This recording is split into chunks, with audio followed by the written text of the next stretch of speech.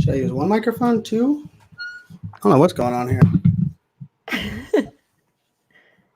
Oh, I think it's on. Is this live video? All right, Mike, I think I'm ready.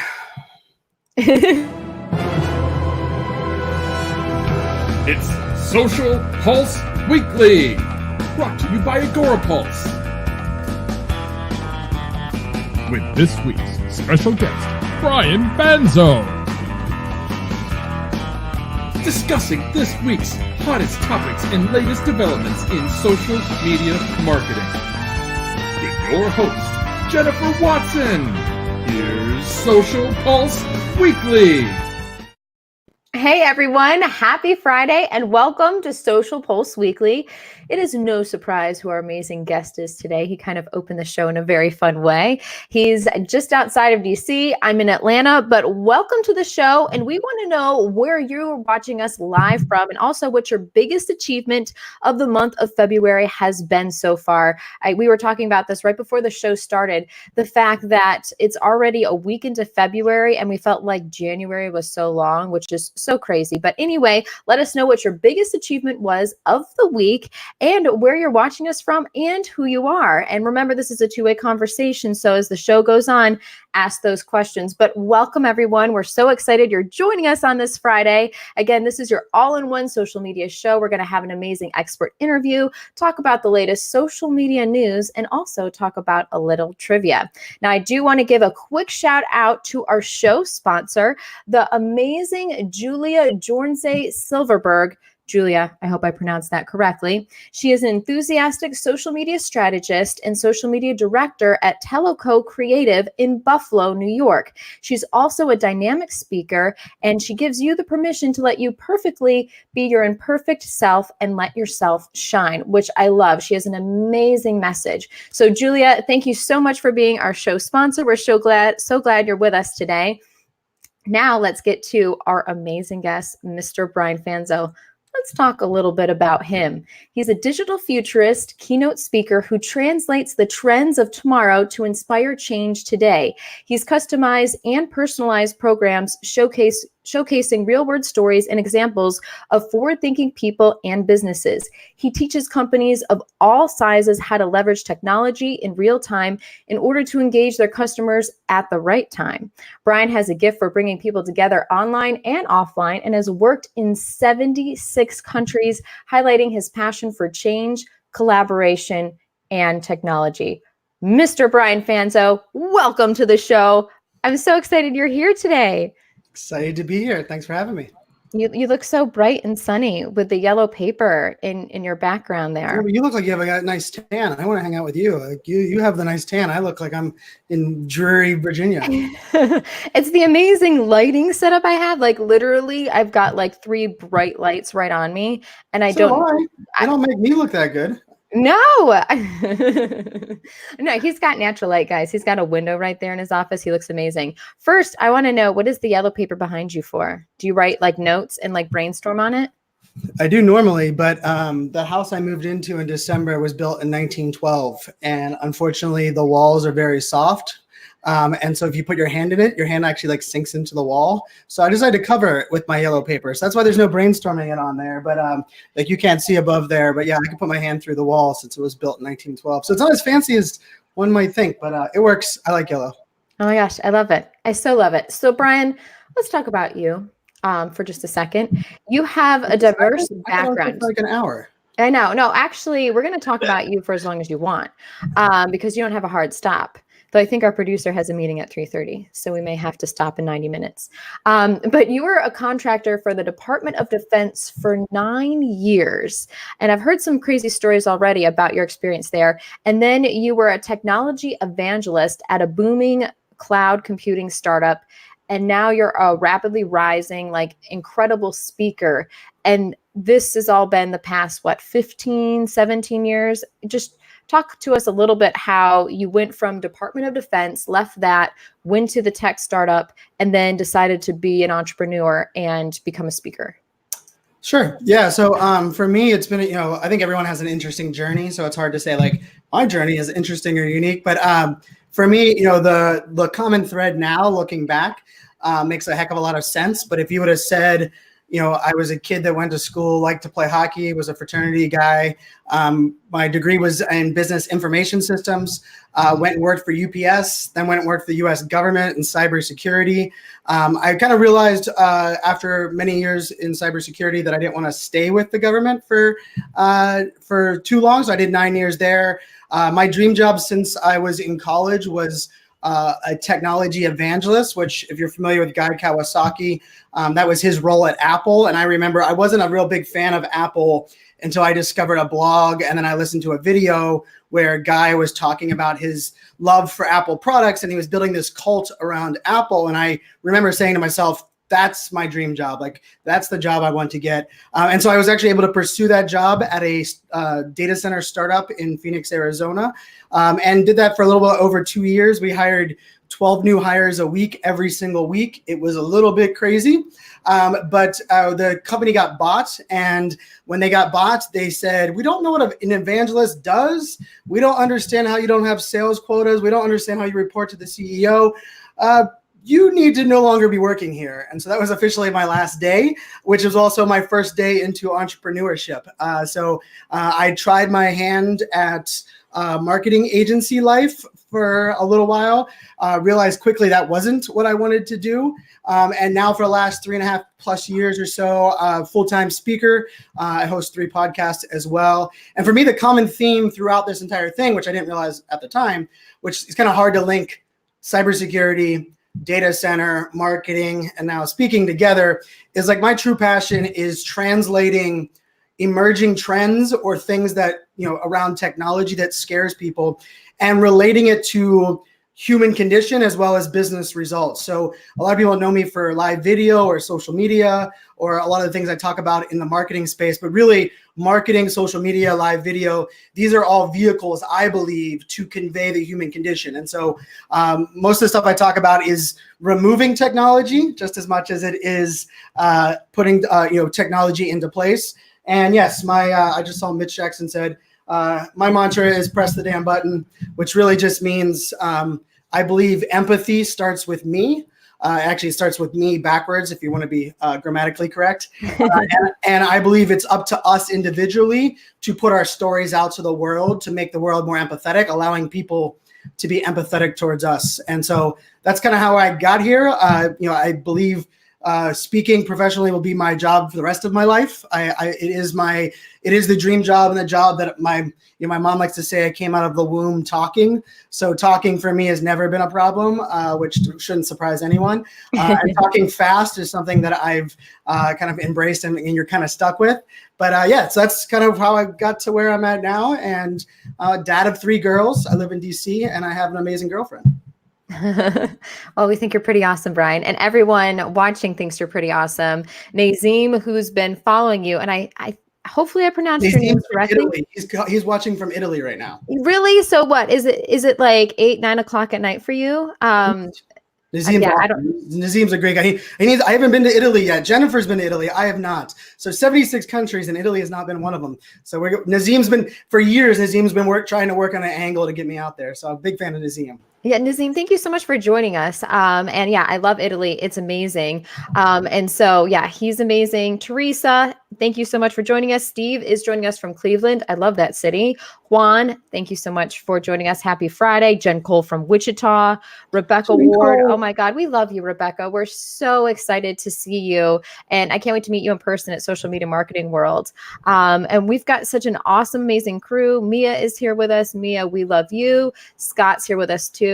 Scott, I'm waiting for you to say a clever comment about Brian or something. We're waiting for that. He already called me a Quaker. He called me a Quaker earlier. I saw it. So yeah. I was paying attention. I knew Scott would, he put the hair up here. I got the hair down here now. So, This is very true. Evie's with us too. You guys are amazing. So Brian, you wrote a blog post or kind of a YouTube video on 16 ways that speakers can become better or improve on themselves. But I would love to know, we're not going to go through all 16, but let's say the top 5 things that have helped make you the amazing speaker that you are. I think a lot of people have FOMO, or being on stage is really intimidating, and they'd rather just not do it. But how have you overcome any fear, if you've had any, and how do you just be yourself on stage and dominate the stage the way that you do?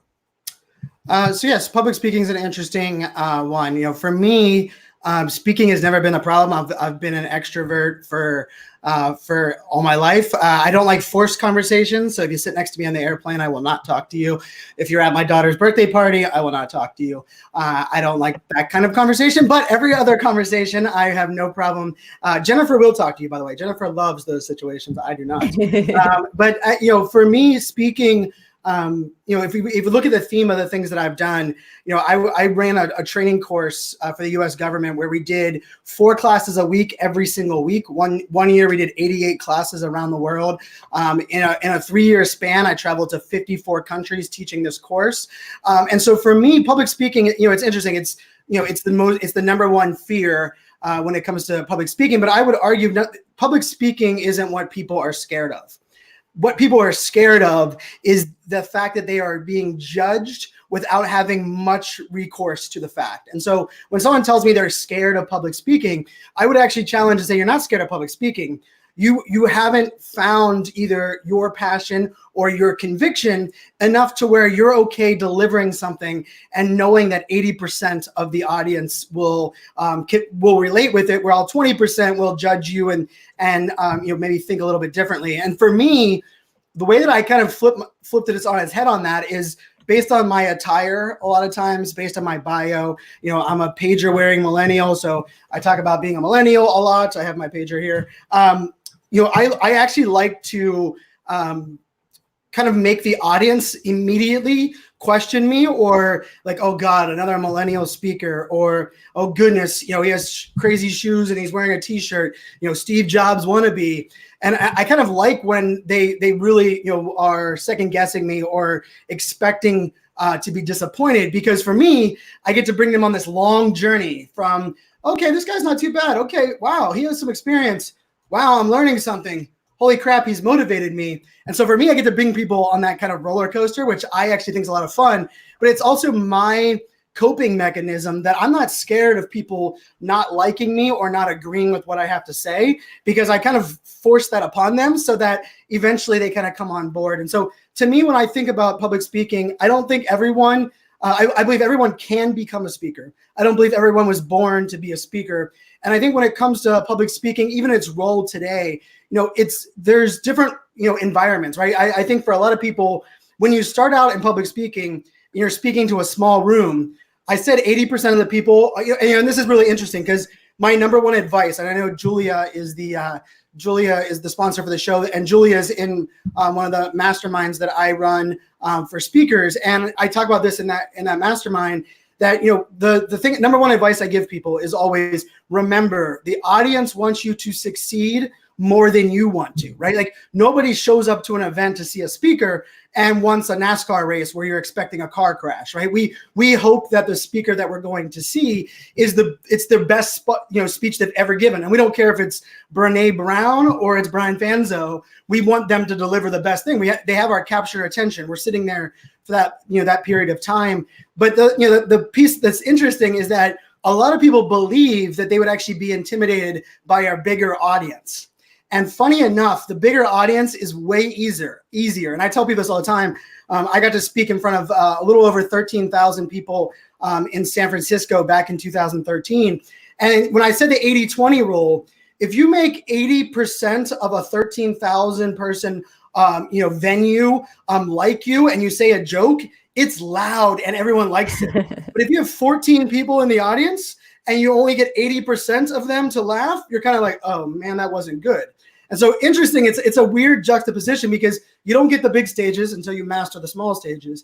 But it's I think it's an interesting journey. I think if you're not even talking stages, I think the skills that exist as a speaker are something that's the most important thing you can do today, especially if we think about it right now in the world we're living in today. People don't really care how smart you are. People don't really care exactly what you're doing. We care how well you are at conveying that, right? Like the people that I look up to as thought leaders, I trust them. I'm inspired by them. More often than not, they're not the expert. They're not the smartest person I've ever met. But what they're really good at is conveying what they know and relating it to the audience that they have. And so for me, I don't care if it's a stage or it's a boardroom, maybe it's, the lunchroom at your work, or it could be even in your own household, right? Conveying things to, my daughters, that might be my toughest audience, my 10, 8, and 6-year-old. But I look at public speaking as, it's the dream for me. I don't believe it's something that everyone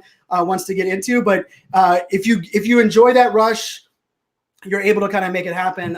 It's one heck of a roller coaster.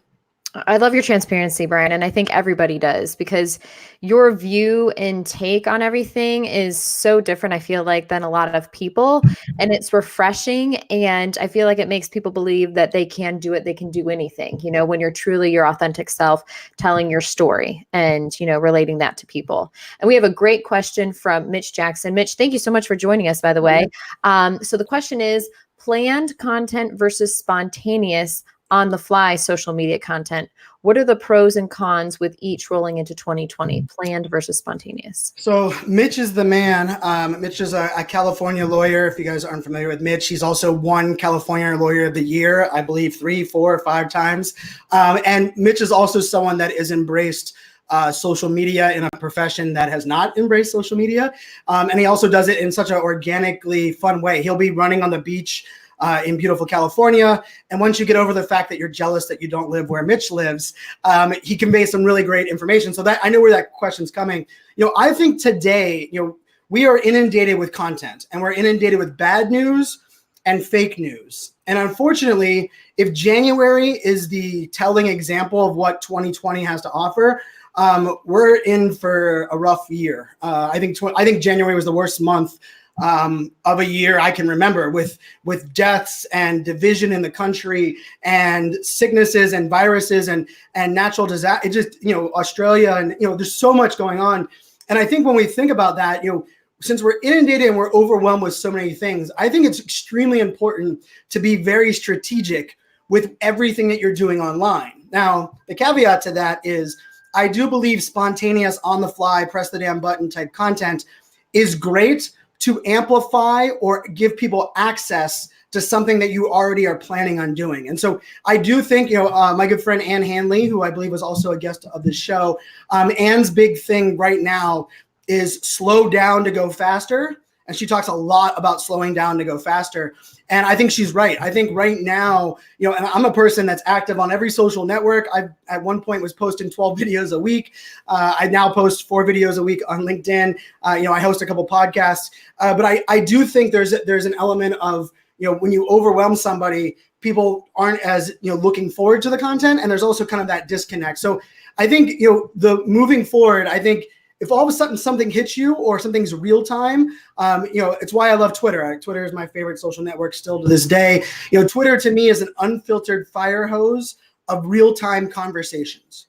It's the only social network in the world that you're able to have conversations with people that don't know you, don't like you, never heard of you, but you happen to partake, enjoy a conversation around a hashtag or jump into a trending topic. And so I think there's definitely a place for real-time conversation. But I think the biggest challenge for us in 2020 is not on-the-fly content versus planned content, but figuring out the balance between real-time and planned so you can deliver value at the right time. And I think that right time in 2020 is way different than it even was in 2019, because let's face it, the closer we get to November here in the United States, the more divided we are going to become. I'm very concerned. I look at, as a society, that some of the people that would be considered best friends, some of our coworkers, some of the people you might have done a startup with, some of the people that you've looked up to for years, based on the political climate that our country is currently in, we are going to have to find a way to understand the importance of, we might disagree with someone, but that doesn't mean we can't work with them or we can't still treat them the same way, even though we disagree. And I think part of that comes down to this balance of real time. And the last couple of days, I've been spending a lot of time consuming world news type content. And I've typed out a bunch of tweets, and they sit in my draft folder because I need to get them out of my head, and they're something I want to put out there. But at the same time, there's some comments and things that I know that if I share, they don't have enough context to give people that overall holistic view of what I'm doing. So I think, although I love pressing the damn button and real-time on-the-fly content, we have to be a little bit more, let's just say, strategic with that in this year, because we are dealing with fake news, bad news, and very trying times for most of us around the world. And great answer. And Mitch said, balance real time and planned content. He said, that's awesome. So that was a great answer. And Mitch, like you said, he's brilliant. And I can't wait to have Mitch on the show to talk about all things legal when it comes to social media. So that was a great question, Mitch. And I want to say a big shout out to Chad, who is joining us. Chad, I didn't mean to not see you. Scott, Chad, you're amazing. And I think you're a wonderful person. So Chad, thank you. And if you have a question, let us know. Now we've got a great question from Julia. What platform are you most excited about creating content for in 2020? Oh man, that's a good one. Thanks, Julia. And I was on the phone with you last night, so I feel like I should have given you this answer, but no, I podcasting. I think podcasting is the most intimate platform in the world. The reason I look at podcasting as the most intimate platform in the world, if you think about it, when you read a book, and I say you because I'm not a big reader, but when you read a book and they make the book into a movie, what is the thing that's guaranteed? The movie is going to suck. It's not because people are bad at adapting books to movies. Rather, it's the psychology. When we're reading a book and someone says they're walking into their high school in the book, we are allowed as the consumer of the book to decide what we're visualizing of the high school. What does that look like? We're able to allow our own influences in. When someone takes that book and makes it into a movie, they determine as the movie creator what you are going to visualize when you are listening to that story. And so that's why a book is never as good as the movie. And it has nothing to do with the two. It's more of the book allows the creative freedom of the consumer to do the visualization, which allows you to have kind of your own spin on things. And when I look at the world, the content medium today, especially in marketing, I do think it's important that everyone learns differently, everyone consumes differently. So you should have a blog, you should have a video, you should have audio, you should understand the power of pictures, maybe even moving pictures, GIFs, and all of those things. But when we think about it, as if we want to shrink the distance, which is the name of one of my keynotes that I give, between us and our consumer, podcasting to me is the answer, because if I'm in your ear hole and I'm telling a story, you get to visualize what that story is like. You get to picture even what I look like if you don't know what I look like. And so the content I'm most excited about is podcasting, and really taking podcasting for me to another level. So I'm launching a new podcast at the end of the month, which is an interview style podcast that's very production value. It has different segments, very focused with a strategy. It's something I've been building for about 6 months now. And I really do believe it's going to be the piece of content that allows me to amplify others and educate while also opening people's minds to new concepts. So podcasting is definitely the one that I think the medium that I'm most excited about. And LinkedIn is still the platform that I'm probably most excited about figuring out the algorithm. If you would ask me a year ago right now, my LinkedIn content was killing it. And then somewhere middle of last year, all of a sudden they pulled back the reins and not many people watch or consume my LinkedIn content. So I take that as a challenge to kind of revamp my strategy over there. But those are the two that are without question the place where I'm focusing content from. And I would say, or the blog father of Agora Pulse would say, everyone should blog. He literally commented that. This is true, Mike. And Mike has a great calendar that you can actually purchase that can help you with that too. It's available on Amazon, and he can put the link in there for you.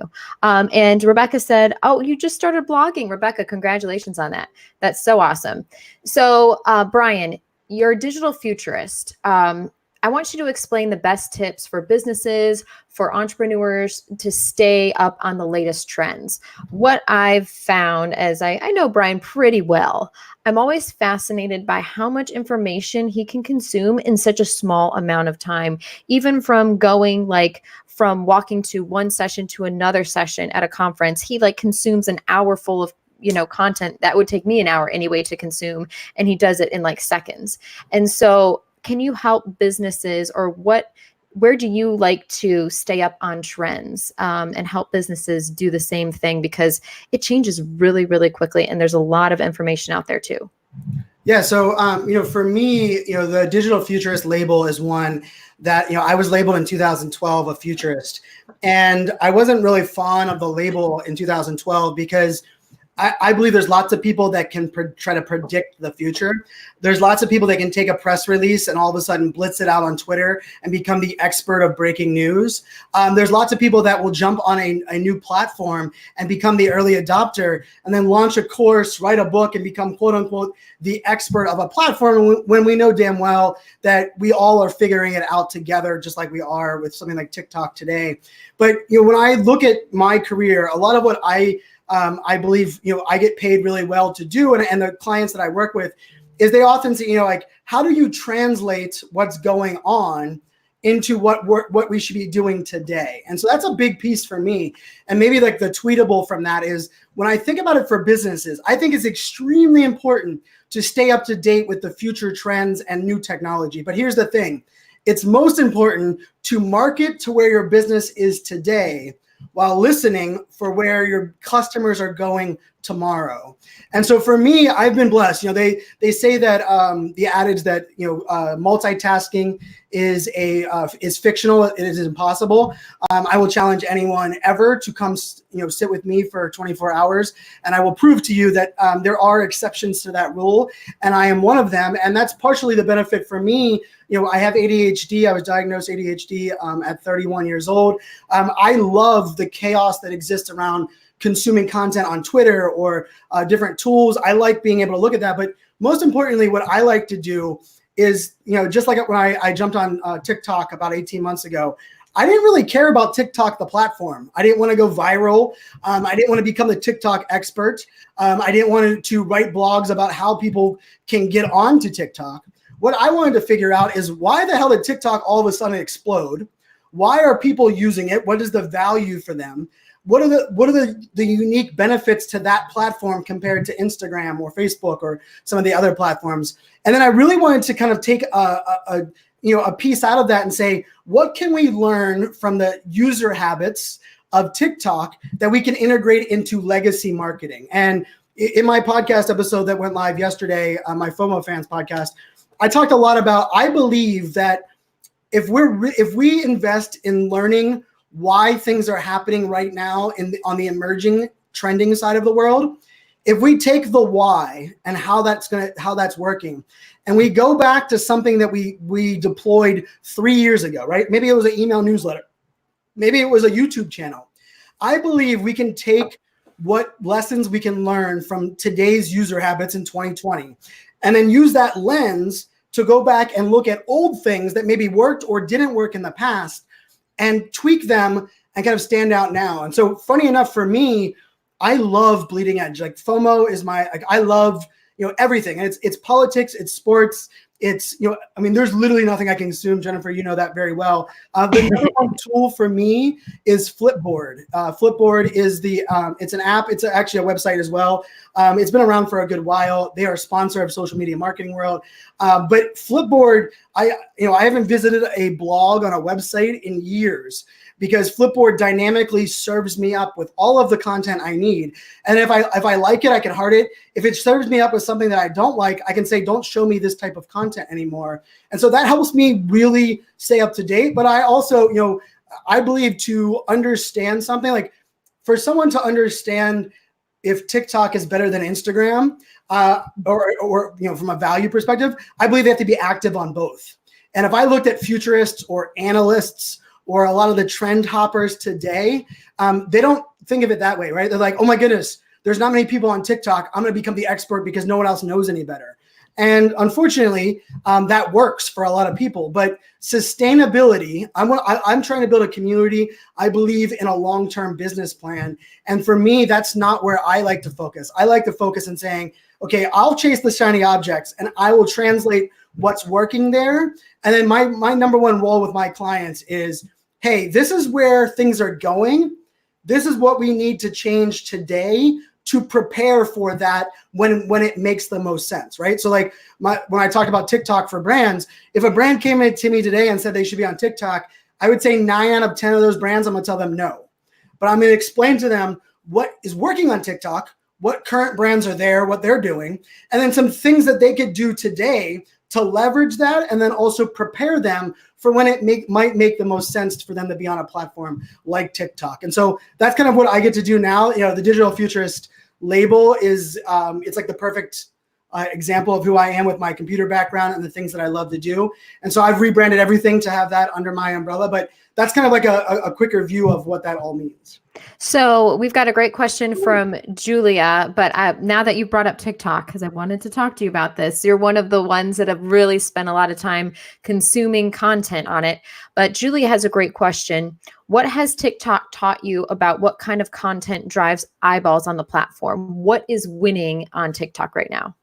So great question. I love that. And TikTok is addicting as can be. So anyone that's been on TikTok realizes that once you're on it, it's like hours are gone by the day. I mean, the stat right now is the average TikTok user spends 55 minutes a day on TikTok compared to Facebook, which I believe is 12 minutes a day on Facebook. So that it's part of that is, you know, the thing that drew me to it. But if I had to look at it and say, what are the things that are interesting? You know, when someone hears TikTok, and we hear this all the time, it's for the kids. Now, that's not really true. It's actually for Asia. And because here's the thing, you know, data is always a funny thing. People that want you to believe in TikTok, they will tell you that TikTok now has 800 million users and they're out trending every other platform. They're currently the 5th most active users per month platform in the world. That's what the TikTok the TikTok early adopters will tell you. What I'm going to tell you is that over 65% of those active users are based in Asia. Therefore, when we look at this number and we look at this thing, okay, what does that mean? Also, the heavy skewed underage between the ages of 12 and 20 that are active on TikTok are also the active members in Asia. So for me, when I started to look at the platform, I was blown away how many tribes exist on TikTok that are not what you would expect. Stay-at-home moms is a booming hashtag and tribe on TikTok. Nurses, doctors, lawyers, teachers. There's a beard one. I posted my first beard one because I was like, I just want to jump into that trend. And so for me, the thing with interesting on TikTok is I started to reach out to some of these creators. I reached out to a couple of lawyers. I reached out to a doctor. And I asked them what they attracted them to TikTok compared to Instagram or Facebook or Snapchat. And their answer, for the most part, all of them came back and said, it's the most transparent and forgiving platform. And they're not responsible for creating their own exact perfect replica. A lot of times you're taking a song or someone's voice and you're adapting it to yourself. And this was the most interesting telling thing for me is that those that are creating on TikTok do not look at themselves as creators. They look at them as humans on social media that want to find their people. And I think that to me is the biggest lesson about TikTok is that it's not Instagram. We're not putting up our filtered world. We're not, blasting messages and call to actions and marketing. It is a very transparent, very authentic. Is also the way the algorithm works is that much like Twitter, if you're just searching trends, the feed on TikTok is actually curated. The algorithm is based on what you watch. Now, that's not the case on Facebook, right? On Facebook, the algorithm is curated by which content of your friends do you watch. The difference is on TikTok, it's curated based on which content that TikTok serves you that you watch. And so I've tested this out. And so I'm a Jeep driver and I started liking and commenting on Jeep videos. I think I did 4 videos. All of a sudden, the every other video in my feed was a video with someone doing hashtag Jeep life or Jeeps, right? And so for me, it's amazing how easy it is to find your people and engage, right? So the secret to growing an account on TikTok compared to a lot of other platforms, and I talked to the Washington Post and they have a really booming brand account on TikTok, is it's not creating a lot of content. It's not, going viral. It's actually commenting on other people's content. And so you'll notice that if you go into a lot of feeds, like I went into a feed the other day, and it wasn't an influencer, it was just a normal person's feed, and I saw Chipotle was commenting on their content, and they were doing, like this meme. And I thought that was really interesting because it is putting the social back in social media, but it's forcing us to truly care about other people's content as much as we care about our own. And so that's kind of the lessons I've learned from TikTok. And so I think we can do that in everything we do. The other thing that's interesting about TikTok is that you can download and share your videos with one button to every platform there is. TikTok does not care, right? Like, have you ever tried to share a YouTube on Facebook? We know that doesn't work, right? Try share Facebook to LinkedIn, impossible. Interestingly enough, TikTok enables it. They want you to, because they watermark your video. And I listened to the CMO at their last press release, and I thought it was genius. He said, we don't drive users to TikTok by talking about the TikTok app. We drive users to TikTok when people see TikTok content on other platforms. And that, to me, is something that we can all learn from in marketing, right? It's not about, people aren't discovering us by our websites. People aren't going all of a sudden like, oh my goodness, they have a blog, I wonder if it's good, right? They are on where they prefer to consume. Your blog is presented to them in a way that makes sense, and then they come to you. And so I think TikTok is the perfect example of, if we look at all of our marketing today, how can we make it easy, shareable? How can we make sure that when we share our content, we're not trying to drive people back to us. Rather, we're trying to connect and provide value with them where they're at. And once you provide that much value, they're going to go find you where you're at. And so I think it's a very interesting platform. It's very time consuming, but the transparency, the authenticity, and the ability to share and discover people is pretty amazing. It is. And everyone commenting on here is saying how addictive it is. And Scott says it perfectly too, just like you. It's real, raw, and relevant. It's fun. They're having fun and enjoying it. And it's amazing all the different things you can do within TikTok. Like it's fascinating, actually. And Scott also said that TikTok algorithm is so smart. You guys, Scott is on TikTok. You need to follow him and watch his. His are hilarious. They're amazing. And Tim said it perfectly too. Commenting on somebody else's content is something that he learned from the amazing Judy Fox about LinkedIn too. And that's true across all social platforms. 100%. Yeah. My answer to my success as a thought leader, my brand as a social fans, has been the same thing since 2012. Show you care about other people more than you want them to care about yourself. If you want to find value on Twitter, don't just tweet, reply and quote retweet other people. You want to find value on Instagram or LinkedIn, comment. I'm Jennifer, you saw this past weekend. I spent 2 hours while we were in Las Vegas commenting on people's LinkedIns. And she kept going, what are you doing? I was like, I hadn't commented on certain people and certain hashtags in a while. I went out of my way. I didn't drop a link. I just commented on so many people's feed because I know that commenting there will inspire them to check out what I'm doing, right? And I think that's something that we all kind of have to kind of embrace no matter what the platform is today. And Julia said it perfectly. Mike said the comment right there. Yes, showing that you care is how you create a real community. We all want to feel seen and kind of special. And it's just the same thing when it goes to I used to do local TV television and report the weather. But even now, I used to work at the Weather Channel. But even now, when they say the town that I'm in, I get like, oh, super excited. I'm like, that's fun. They mentioned the town I'm in. Like, it's silly, but it's psychology. And it definitely does work. And we've got Dima here from South Africa. So Dima, thank you so much for joining us. Hopefully I'm pronouncing your name correctly. TikTok is fun. Dima, do you have a TikTok account? I'm so curious about it. And Mia mentioned last week, I believe, that she was going to start a TikTok account with the Frenchie, with Gidget. So nice. Mia, I'm waiting for that to happen, and you need to drop the link if that happens. And just like you said, Brian, there's lots of lawyers, doctors. Mitch, do you have an account yet? I would love to see Mitch on that. I think Mitch, you would completely blow up. Jenny is joining us from Ireland. I'm totally TikTok addicted too, Jenny. It's amazing. And it's funny because Brian was like, Jen, you're going to love it. You're going to love it. And it took me a little while to get into it, but now I'm like, now I get it. It's just fun. People are having fun and just dancing and being silly. And it's a nice releasing outlet compared, I feel like, other forced content on other social media channels. So I think that's all great. And Brian, I would love to know, because I wanted to ask you a couple more questions on TikTok, and this is for the audience as well, especially you, Scott, and other people that are active on TikTok. What are your favorite brand accounts to follow, and what brands are doing it right?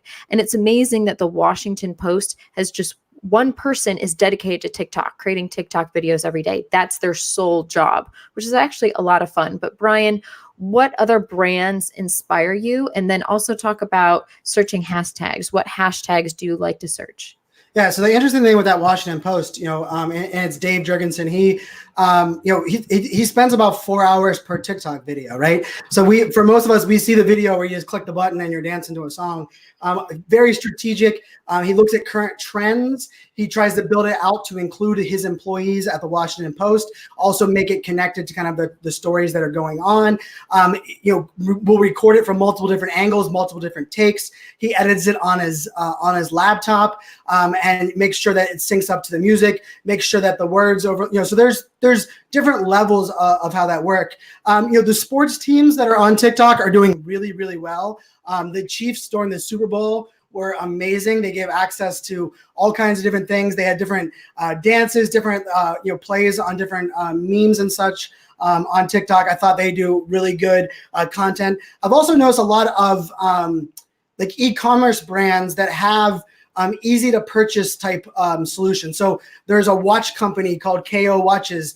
They work with influencers on that. There's a sunglass company that does a really good job of kind of highlighting and using their sunglasses in unique ways. And I think, when you're looking at hashtags, there's the trending hashtags, which are what TikTok wants to be. If you click on the magnifying glass, like that's what comes up here. But even taking that a step further, it's actually the other hashtags that excite me way more than the trends. And that's the ones that people use for their tribe, right? So hashtag mom life, hashtag Jeep life, which is the one that I use, hashtag entrepreneur, hashtag, one of the ones I saw recently was, I can't remember. Hold on. It was hashtag tired mom or hashtag mom tired mom, I think it was, which I thought was really good because it was everyone giving advice, but also telling people, hey, you're not alone if you're a mom and you're stressed by what you have going on there. Hashtag proud dad is one that I actively engage on a regular basis. And then there's some people like Mark Cuban. Mark Cuban was on TikTok on his daughter's account, and he kept dancing with his daughter, and to the point where he just decided to create his own account. And it's really interesting. Mark is in sweatpants and a t-shirt, and sometimes he's dancing, and sometimes he'll take like a Shaquille O'Neal soundbite, and he will voice over it like in his own way. And it kind of gives us, access into someone like Mark Cuban that we couldn't get anywhere else. The World Surfing League is another one that I think is really good. They do some really interesting things where they'll do interviews with a surfer, and then they'll do surfer highlights with the most trending song or topic that's out there. The USA Today has a good one as well. So there's a pretty wide variety. There's a lot of celebrities getting onto it right now. So every celebrity you can imagine is getting onto TikTok at the moment. But if I had to give you one celebrity to watch that is actually really fun and she gets TikTok, and I would never have thought this was the person, is Ashley Tisdale. So Ashley Tisdale has got on there, and she is as real and as fun. She makes fun of her own dancing. She uses clips from her friends and her fans, and she's just really real. And I couldn't even tell you what Ashley Tisdale's done in the last 5 years. But compared to a lot of other celebrities that get on and do the same thing, they just blast their same videos from other platforms. I've been really impressed on how Ashley is taking kind of a unique spin to that. And for brands that are out there that are on, thinking about ways that you can do it, the other thing about TikTok that's interesting is that the local element of it is pretty powerful as well. So if you use hashtag Virginia or hashtag Atlanta, you'd be amazed how many people are searching and creating content on that platform. So if you're a local business, I would say, create content that is really focused on being hyper local, and you're probably going to reach an audience that you didn't really expect to reach. And then the other piece of this is, I think actually if brands really want to take advantage of TikTok, it's not about creating your own channel. It's about collaborating with other TikTokers. Of course, the most popular one right now is Charlie D'Amelio. She's a 15-year-old that has risen through the ranks. She would dance with J-Lo at the halftime show. And she was just a 15-year-old girl on the app 6 months ago. And I tell you what, the brands that have worked with her have done a really good job of understanding that balance. And there's lots of those type of influencers that are out there that if you're willing to create, I know Zach King, if you guys are familiar with Zach King does a lot of commercials with, or a lot of ads on TikTok with Chipotle, with Red Bull. He did one with what was it? It was like an artist show in Los Angeles. And so there's lots of ways, rather than having to go on there and own your own channel, I think brands can go on there, create your own channel, but focus your content on ways to collaborate with those that already have an existing audience on there, rather than forcing people to follow a brand on TikTok. Because just like everywhere else, not many people get excited about a brand on a social media channel. What are you trying to say, Brian? No one gets excited about a brand on a social media channel. Truth hurts. Ooh, that hurt a little. That's okay though. But those are great tips. Those are awesome tips. And Mitch Jackson, if you want to follow him on TikTok, it's Mitch_Jackson. Rebecca Ward is Think Social, Be Social. Brianna Anderson, I'm so glad you're here. So excited you're joining us. She said Walmart is actually doing a halfway decent job. Their TikToks look like TikToks, not ads or brand content, which is awesome. And it's such a fun way to be real. I remember when I was like younger and watching, the news, and when the anchor actually broke into laughter and wasn't so serious, I remember those moments. I'm like, oh my God, it's a human being just like me, which is so awesome. Scott Ayers said, I'm not really following brands on TikTok, but the Chicago Bulls mascot is awesome.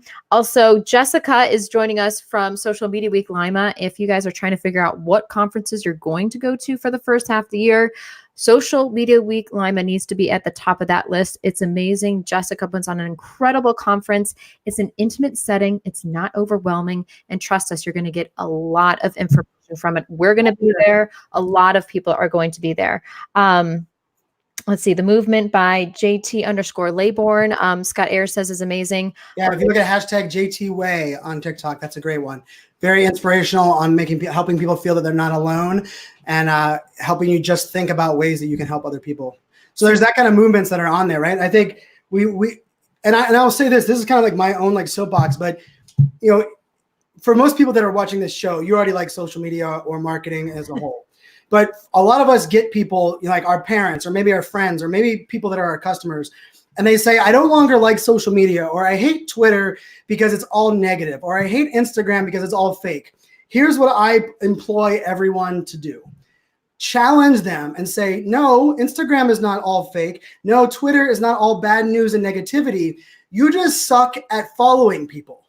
You do not follow the right people. My feeds are amazing, but I curate my feed. And if someone is negative or a bully or very hateful, I mute them, I unfollow them, I block them. But if someone disagrees with me, but presents it in a very informative way so I can see their side, I usually add them to a list because I continue want to see that content. And so just like TikTok, I love it when someone's like, oh my God, TikTok is just kids in crop tops dancing to music.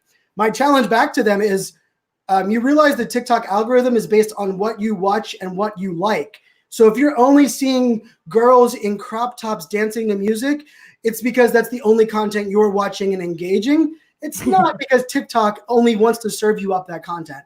And I think we as leaders in the social media space, and I mean everyone, we have to take it upon ourselves not to let people bash social media, because we blame social media for a lot of things that are wrong in the world. And the truth of it is, social media didn't make the world a worse place. It amplified and gave us access to the things that were already bad in the world. And so we have two choices.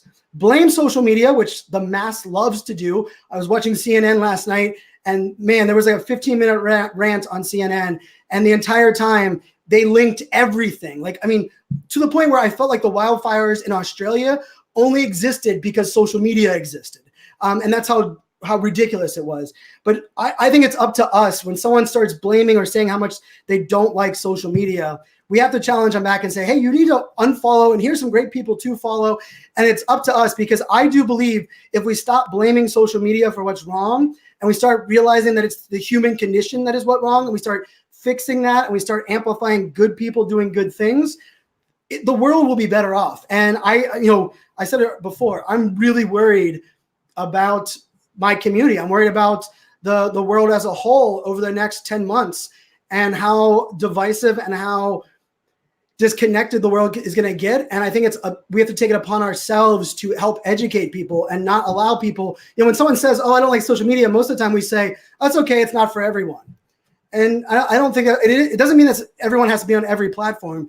But I think when someone uses social media as an scapegoat or a crutch or links it to a problem. Now, there are things that go on social media that are bad, right? The idea of bullying and the idea of child predators and the idea of bad people being able to spread their message everywhere. These are all things that exist, and social media doesn't it enables a lot of that. But I always like to say social media is not going to fix that or stop that. But if we start figuring out how to use it to spread good messages and do good things, we as a whole can drown out all that bad that's happening. And I'm very passionate about that. I'm not shy about it. And I will make sure that every conversation I have with anyone, no matter how big of an exec, how old they are or how young they are, that it's not really blaming social media is the easy way out. And I don't think it's something that should be tolerable anymore. And that's a great point. And Julia, our show sponsor, is all about that too. Making sure you're vulnerable, being yourself, and getting the bad out of social media. It's a positive place if you make it that way. It's all about, like you said, who you follow and the experience you choose. You decide what you like, what you don't like. And so I think TikTok is pretty awesome for the fact that, whatever videos you like, that's what you're going to get in your feed, which is great. And it has how it should be.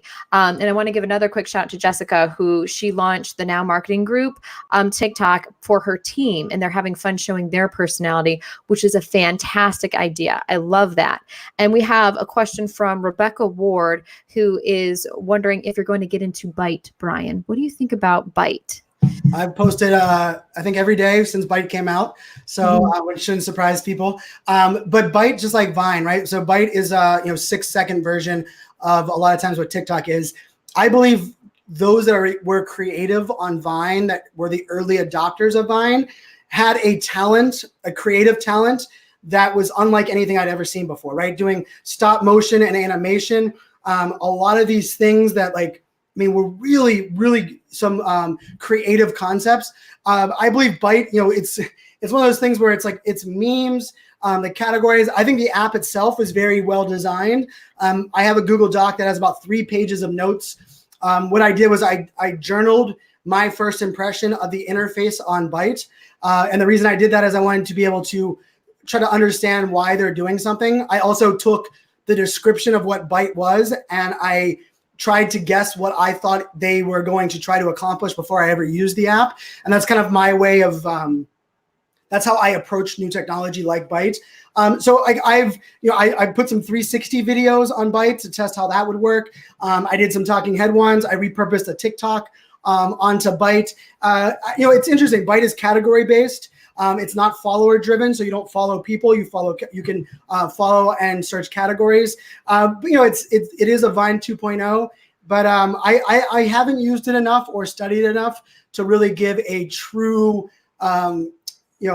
value add of what I see Byte can be. But if we think about it this way, the idea of easily consumable, fast-paced content, which is what TikTok is as well, is not going away. And so if that is that platform, I can see that kind of taking off as well. Yeah. And I think Byte, I used to love Vine all the time. As a meteorologist, I'd show different weather and do all sorts of fun things with that. So I haven't actually started with Byte just yet, but it's something that I'm definitely thinking of and considering. So I love all this. And Mitch said, that's a great point, what you were talking about earlier. Just like anything else in life, control your environment. Don't let the environment control you, which is so true. And he also said, we need to focus more on fixing the cause of the problem and stop blaming the platform, which is also very true. And Scott has 3 TikTok accounts. So do I, Scott, but not probably for the same reason. That was not on purpose. Yeah, it wasn't on purpose. We were having a little struggle with my TikTok accounts. And so we do actually have a special person that is watching us live. She actually watches us live every week. I didn't realize this because she doesn't comment. My mom is watching right now. So we're trying to, I know we need to say hi, Mom. And Brian's mom might be watching too, because I messaged in our family group chat that I was going to be interviewing Brian. So we're going to see if my mom will actually comment. She's very shy. My mom's senior superlative was the shyest person, was the shyest girl. So we'll see if she'll actually, now I'm going to embarrass her. And so she has daughters that, Emmy award-winning meteorologist daughter that does live streaming all over the place. It's funny how that works. My mom is extremely shy as well, so it's kind of funny. Yeah, we'll see if they're both watching, if they'll both say hi. But Brian, what I want to talk to you really quick, because I can't believe we're approaching the top of the hour, is, you preach a lot about being authentic and vulnerability, and which is so true. And I've recently kind of embraced vulnerability. Before, I was just like, I felt like it made me look weak or insecure. But when I was vulnerable of what I was going through and what I needed, the right people came to me, actually. And I didn't ask, but they were like, I've been there before. I totally know what you're going through. And it's just amazing, the power of vulnerability. So can you break down a little bit how the power of vulnerability, being authentic, can really bring your true fans to you? And also, a lot of people think it does show weakness, but actually it's probably more strength than anything. But it's really hard to sometimes swallow your pride and be like, you know what, I was struggling through this, or, I need help with this. Can you just talk about that a little bit? Yeah, I think, I think that lots of us have kind of heard or understand the power of vulnerability and authenticity on where it fits into our world today.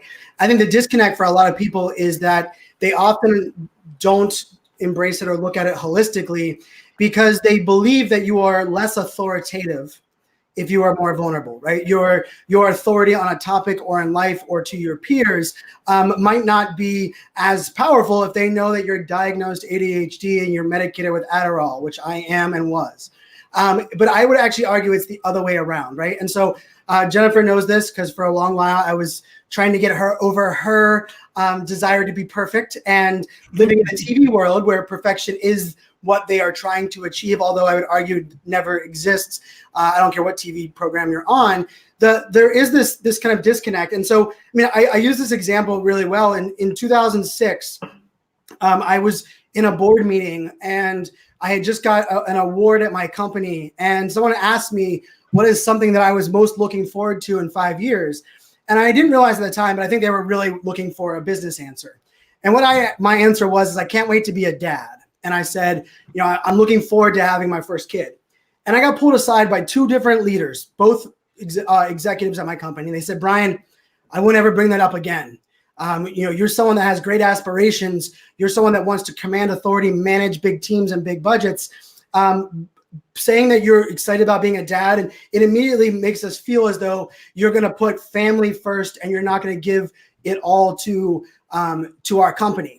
And in the way that I've lived my life, and that's kind of the way I do everything, I went back to my desk, and in big letters, I wrote on the whiteboard, I can't wait to be a dad. And I underlined it like 100 times because I was like, no, that's not the way it works. And I don't want to work with people or be rewarded or live in work in a company that looks at it that someone that puts their family first is actually a detriment to what they're doing. And we know that. Especially from a female side of empowerment, so many times we will say that we couldn't find the right candidates, but there is a stigma. There's something that people associate based on certain things that would go on. I will make the argument always that the current state of our world today probably would have been better off if a female was president 25 years ago, 50 years ago. Let's just put it out there, keep it real. But I think the overall piece of this is that there's a difference between being vulnerable and being someone that whines and complains, right? And there's a difference between being authentic and being someone that wants to tell people something to get an emotional reaction. As marketers, since the beginning of time, marketers have used emotional-based marketing to achieve their goals. The adage that sex sells, right? The reason sex sells is because that creates an emotion that allows the endorphins so that people will make sometimes decisions that they more in other cases might not make. The reason fear of missing out, the reason that we say that there's only 24 hours left, the reason that it's a Black Friday sale and it's not a Black Week sale is because the idea of that fear of not participating in something is something that marketing has always existed. So when we think about this and we think about authenticity is is also something that we connect as an emotional attachment to. And in the world full of bad news and fake news, and we don't trust brands, we don't trust logos, we don't trust what exists online for the most part. Today, we are really looking for ways for us to connect with people. Now, the way that I like to kind of caveat this is that if you are a jerk or you are someone that is a bad person and you are authentic, we get to decide that you are a bad person and a jerk faster. Authenticity does not guarantee trust. It does not guarantee success. And it's much like transparency. I always tell people, transparency is an authentic window into who you are at your core. The more transparent you are, the more you let people in. And if what they decide to see or what is on the inside of who you are is not something that they like, it allows them to decide that quicker. And so authenticity, being transparent, these are not things that guarantee trust or success. But what I will say is if you are someone that is good and you are trying to find your people, the more vulnerable you are, yes, there will people that will have reactions. I can tell you for me, over the last 3 years, there's certain people that have reacted certain ways that completely surprised me. And they were long-term friends that decided they no longer wanted to be associated with me based on the things that I shared that I was going through. And at the time that hurt a little bit, right? But there's also an element of, hey, this is who I am at my core. And if you can't, resonate with that, if you can't figure out in who you are that this is someone you want to associate, I believe good on you, right? And I think that's where this balance comes. And so, marketers, we're really good at seeing a trend and capitalizing it. So we're seeing lots of fake vulnerability right now. We're seeing lots of like, hey, this is me getting dressed, even though we know that you just staged your room. Like you made your bed, but you kind of messed it up. And then you kind of put dirty clothes, but they're clean clothes, just not folded. And then we say, oh my God, can you believe how vulnerable and authentic I was? That's not vulnerability and authenticity. That's you being a marketer and understanding how you're going to captivate someone's attention. When we think about vulnerability and authenticity, this is how I look at it, is I like to think about it and saying, what can I share about who I am, where I'm going through in a way that makes people understand me better and might make them feel as if they're not alone? It's amazing. When I talk about ADHD on stage, people don't come up to me and say, Brian, thank God you talked about ADHD. But they'll say, Brian, did you know, Brian, I didn't know that about you. I'm going to tell my son to follow you. He's dealing with this disease, or he has this stigma, or my coworker has been afraid to talk about this, and this. And because I heard you share that, I'm going to share that as well. Or I connect with you at that level. And so the most interesting thing about it, and this is how, is the telltale side, right? There's lots of people that will fake their authenticity, fake their vulnerability. I believe my job is not to fix them. It's rather to educate the audience on how they can see through that, right?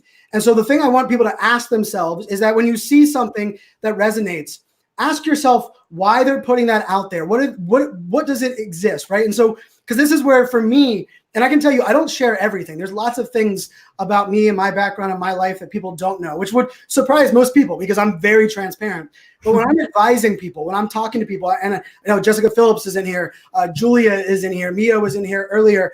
These are all people that I've had some amazing, very intimate conversations with, where we had this conversation about what you can share. Jennifer and I talk about it on almost a daily basis. And what I tell people is it's about risk versus reward for yourself. If you believe putting out there that that you're a you have, let's say OCD, and it's something that you struggle with, and you believe putting it out there would be too much pressure on you, and it would change how you react, I don't believe you should put it out there.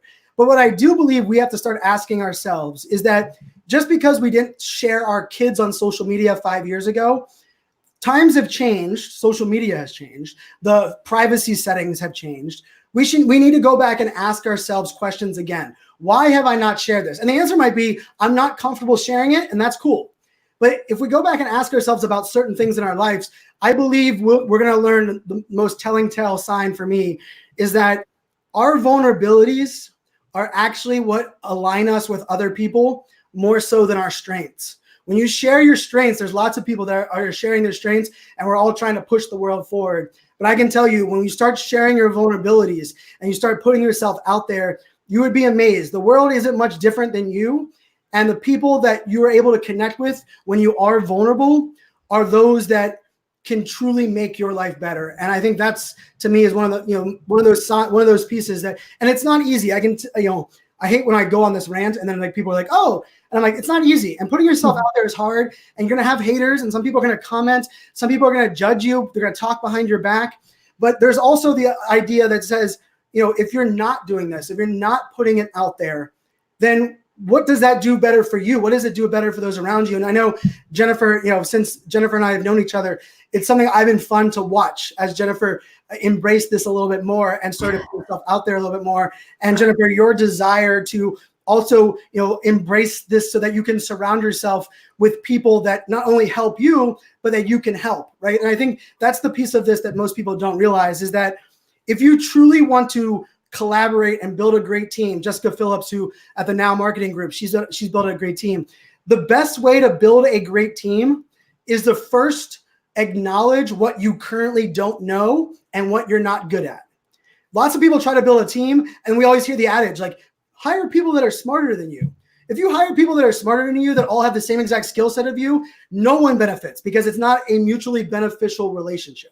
But if you are self-aware and you realize, I'm not good at this, I struggle at this, I don't like doing this, and then you put that out to the world and you work with people that are good at that or like doing that, it's amazing how quickly teamwork, collaboration, and finding your tribe can really benefit you. And so that's kind of where I look at vulnerability and authenticity. I actually believe as we move forward, today's consumers are demanding transparency. We're seeing it across everything in the world today, and we're getting to a breaking point.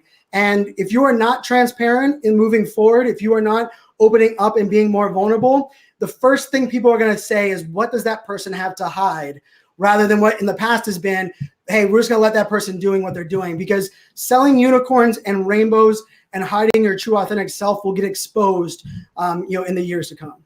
And I think a lot of people are echoing what you said, Brian, the fact that just because you're authentic, it doesn't guarantee that a trust for success or anything like that. This is what Julia said, which is a great point. It just gives people a window into who you are. It's up to them to see whether they jive with that or not, which is okay. And something that I think I've struggled with just through my entire life is when someone doesn't like me.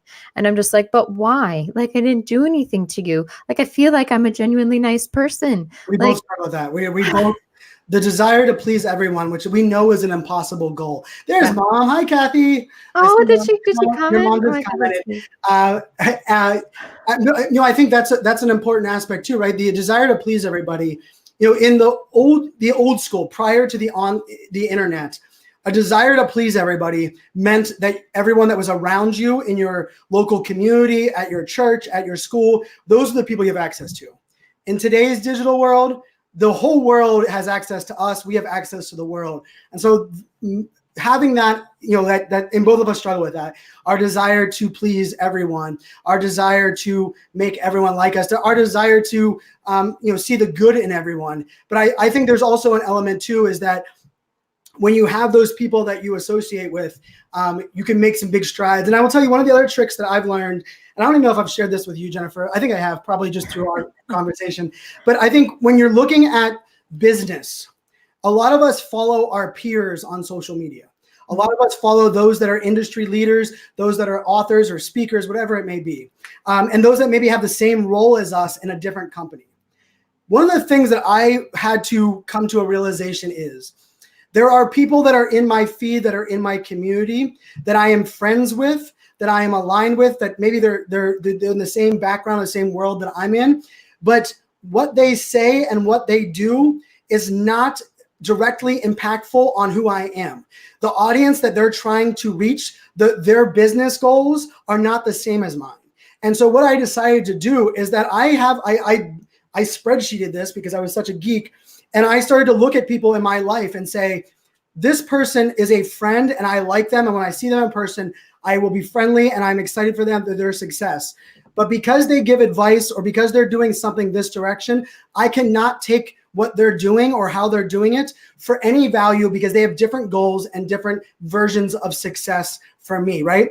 And then there's a whole other group of people, a smaller circle, where I'm like, you know what? I trust what they say. I trust what they're doing. If they're impacting or they're doing something, I'm gonna embrace that, right? And so there might be different leaders of events in the industry that will give advice. And before I would be like, man, that advice would really get to me. And I would type up this long Facebook comment or reply, and I'm like, you know what? I'm gonna fire back because this person's wrong. And then I had to realize, you know what?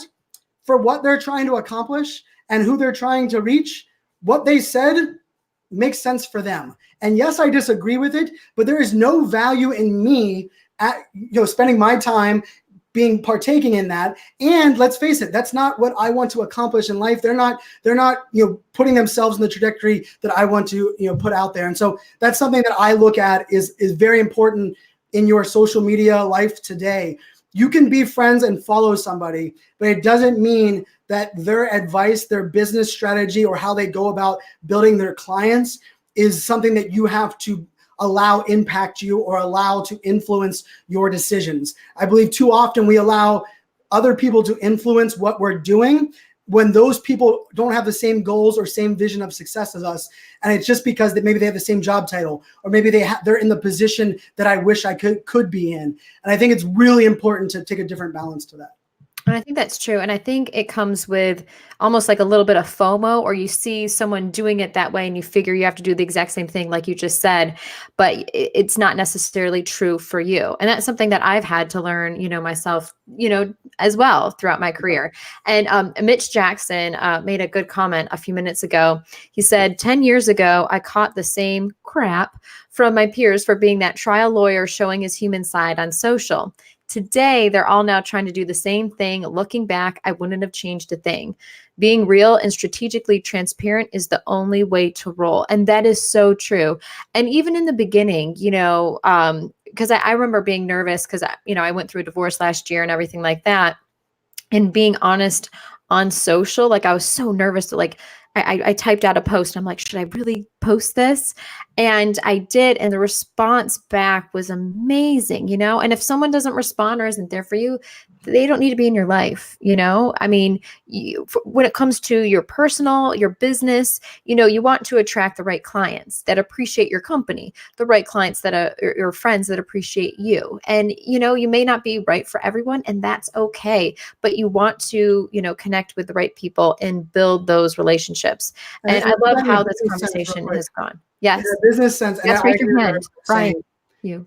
Everyone loves Jen, and who couldn't love Jen? Jen, literally, her nickname is Sunshine because everyone she meets, everyone that walks into her life, she makes their lives brighter. And I say that 1,000% because it's the truth. But to tie your comment into a brand piece, because we are, for those that have businesses, one of the things that you have to realize is that 81%, this data just came out via the Edelman Trust Barometer that was released earlier this year.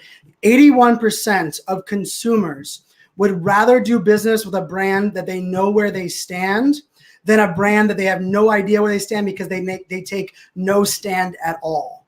And if we think about that in our business and on our lives, it used to be, well, I'm gonna hide what my company believes. I'm going to hide what the things that I'm passionate about. Now it becomes, hey, you have to take a stand for things. But that does not mean that you talk about politics and religion all day, every day. But it does mean you have to start picking and choosing things that matter to you and your business, you as a leader, and putting it out there to the world, not being afraid to own that. And I think there are some companies and businesses that are doing that really well right now. There are other ones that are struggling, but I think that is something that is, really valuable. And I think a lot of people can kind of see that as they move forward. And I want to give I love that point too, Brian. And I want to give a shout out to Jackie Wards, who's joining us, Kristen Jones Cardos also. And she said, being honest on social when you're in a challenge or transition takes courage. It does. It really does. Because you're already emotional about it. It's emotional for you, but it's so worth it. And you can choose how much to share, which is so awesome. So Kristen, I love you. Thank you so much for sharing that. And guys, we've had an epic conversation. This is amazing. And Mitch says, for both Jen and Brian, oh, Mitch, you're awesome.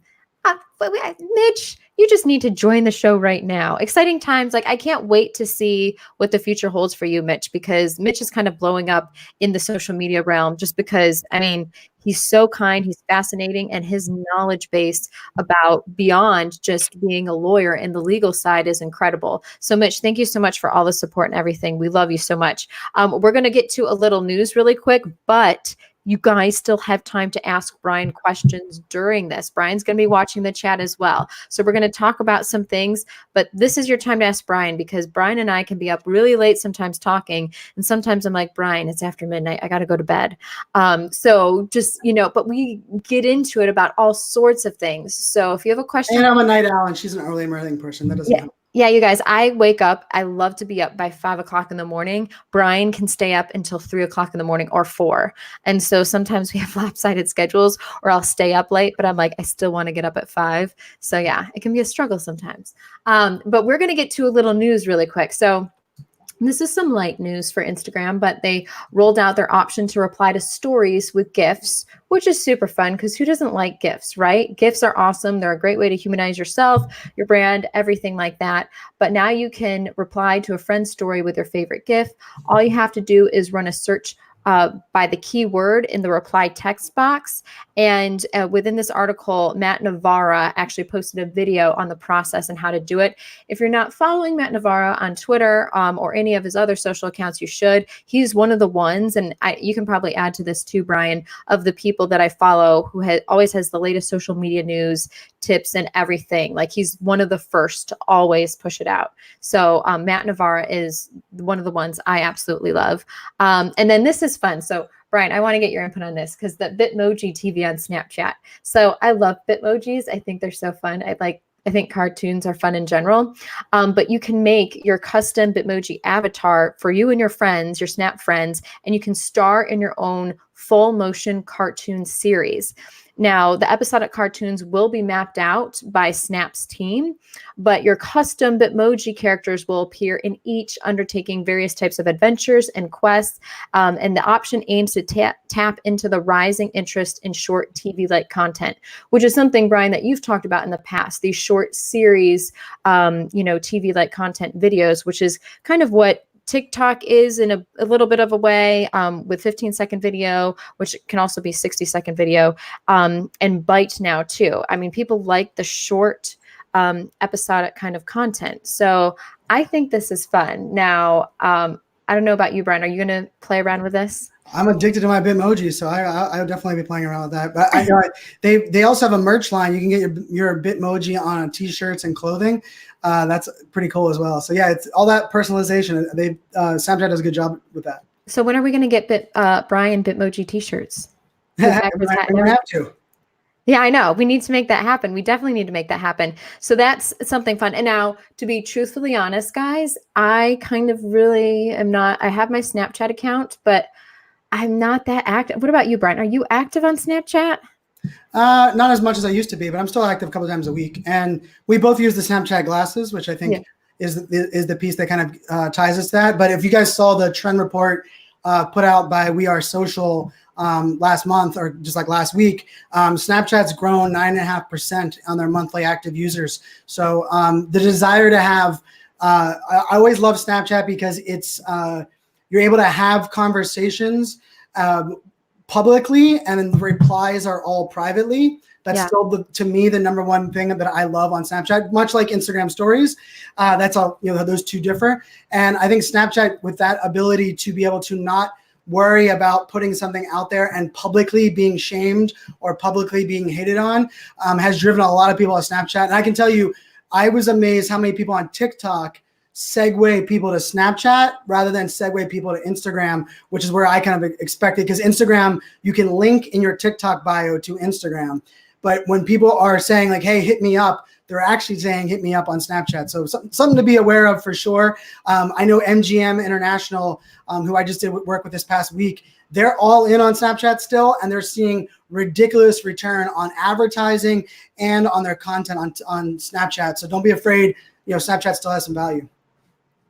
And I think I remember back in 2016, my prior job, and even then, like, everyone's like, all the brands were like, we got to invest in a Snapchat team for our company. Everyone has to be on Snapchat. And it was funny how quickly that fell off by 2017 and 2018. And now it's ramping back back up again. And now everyone's having that same feeling about TikTok. It's blowing up. It's so big. But is it really where our audience is, where we should be? And I think that's the big stress, because a lot of people are one-man bands, like a one-person team, or they have a very small team. And, the struggle is, are we on all the platforms producing mediocre content, or really find where our audience is and, produce really high quality, valuable content where they are? I would argue Snapchat would still be killing it. We would all still be on it if Instagram didn't steal it. So think about that from a TikTok perspective. TikTok's turned down Facebook acquisitions. So, I always use that as Snapchat, the value and what Snapchat created from a, disconnected community and the way that they built it was, I still think, one of the greatest things that's ever happened to social media. It just happened to be that Mark Zuckerberg's a genius and said, Instagram's a genius and said, we're going to copy their best functionality. But yeah, you're right. You're right on not having to be everywhere. But it's interesting to see some of these, like GIF replies on Instagram and some of the other things with Bitmojis on Snapchat.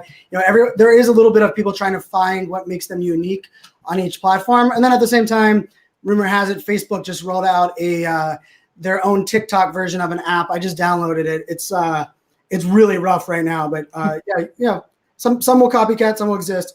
It's called Tangi, Tangi.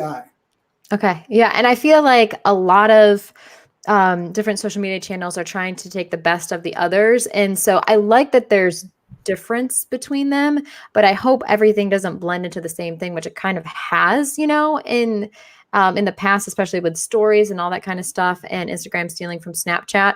But I do like, what each different platform provides, and hopefully that they'll stay different enough for that. Because I like difference just a little bit. And then really quick, one more quick piece of news. And you guys probably saw this, especially for business. Facebook adds the one-time notification API to Messenger for Business, which I think is huge. They released the new beta API that will provide businesses with a method for offering its customers simple follow-up information. So the new Messenger one-time notification is designed for situations where customers may want to be notified about simple updates like price drops of merchandise or changes in the availability of the products.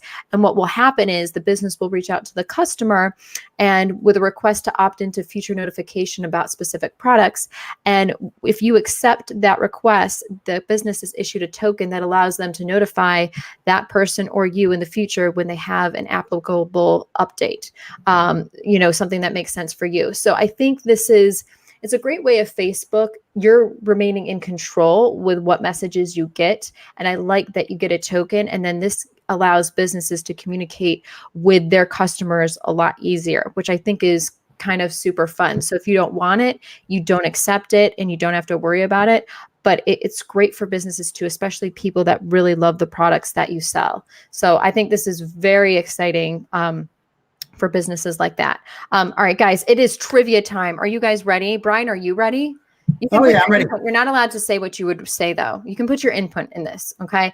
And so if you listened to Brian earlier, Brian, I don't know if you saw these trivia questions. I answered a couple of questions. Yeah. You answered one of these. The percentage was slightly off, but it was correct. So now when it comes to these, answering the trivia questions, you answer like 1A, 1B, 1C. So we know that you're answering question 1 and then 2A, 2B, 2C.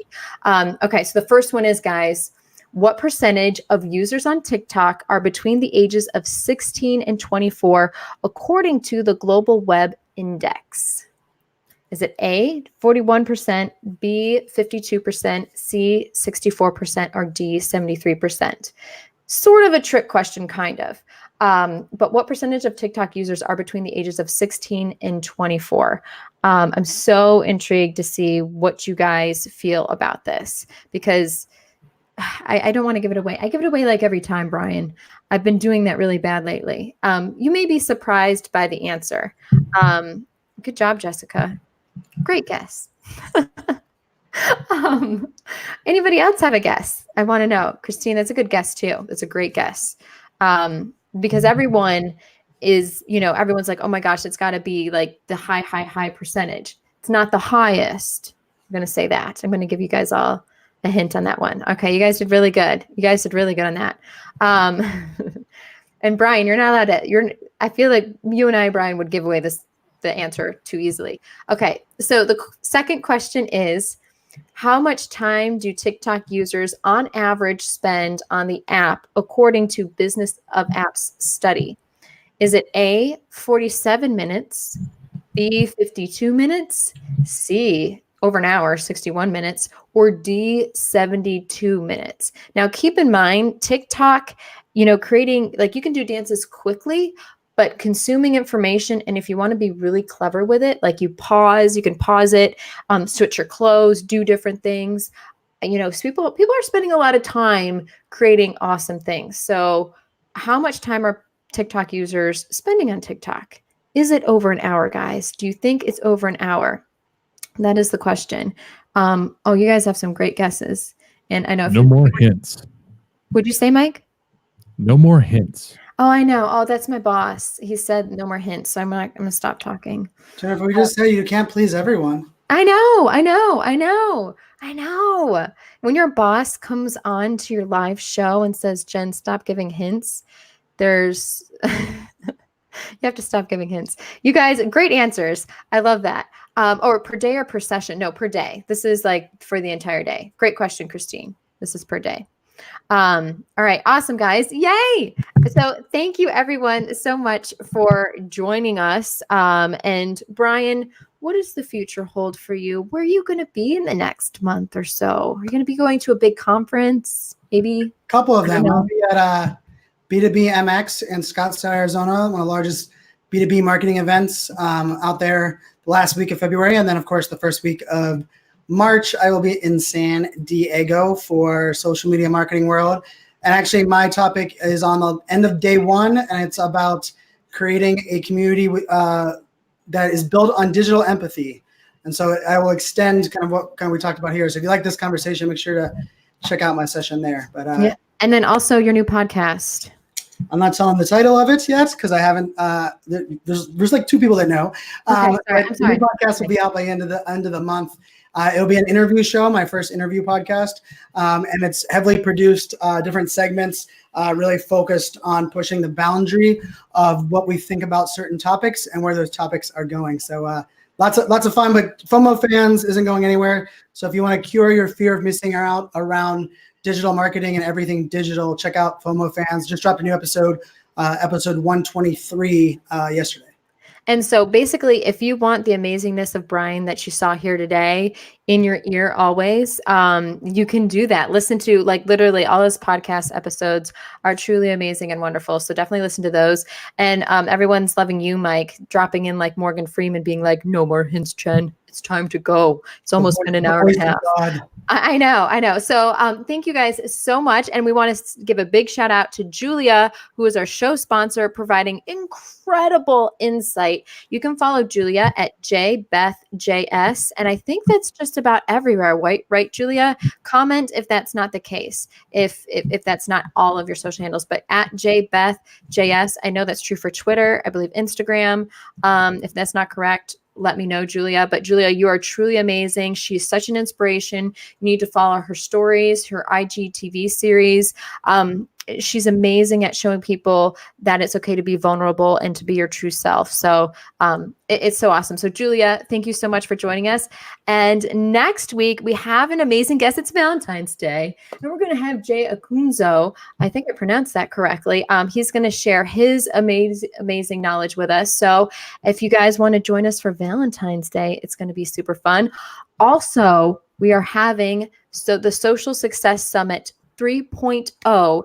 This launches in about 10 days on February 17th, and we have 38 speakers. This is like 13 more than we had at the last one. It's going to be amazing. You're going to learn so much. And guess what? It's free. It's absolutely 100% free. And the whole goal with Agora Pulse is we want to help you. That's why we have this show. So we want you guys to engage, ask questions. We want you to benefit from what we're doing.